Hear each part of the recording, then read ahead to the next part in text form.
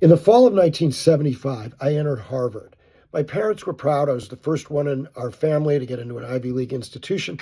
But my father, who'd seen a lot of action in World War II and was very sensible about the fact that a lot of the smartest people he knew did not go to Ivy League schools, said to me, "You can always tell a Harvard man, but you can't tell him much," an old line. The message he was trying to send was, don't be arrogant. Listen to other people. A lot of people at Harvard don't.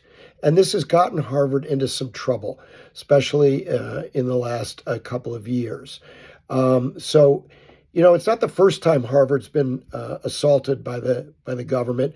Joe McCarthy called it the Kremlin on the Charles. Richard Nixon sputtered about Harvard on the Watergate tapes.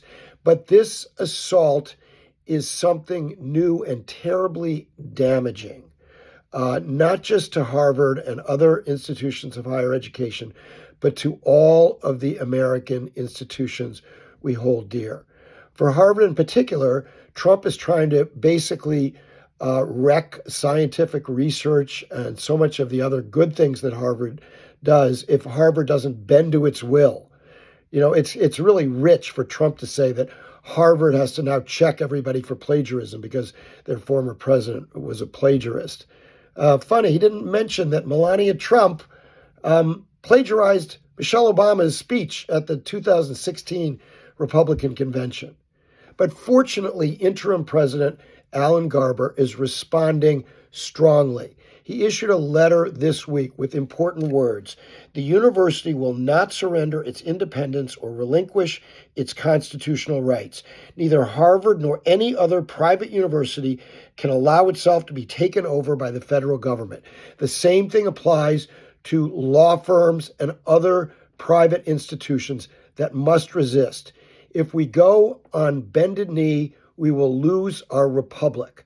This way lies tyranny. And President Garber is resisting. He's showing courage and leadership, inspiring not just the rest of higher ed, but the rest of this country and the elites that do run so much of America to push back hard and challenge all this in court. And the good news is the odds are favorable for winning many of these cases. And while there will be interruptions in federal funding for higher ed, a lot of that can be made up by endowments, by Harvard and other wealthy institutions.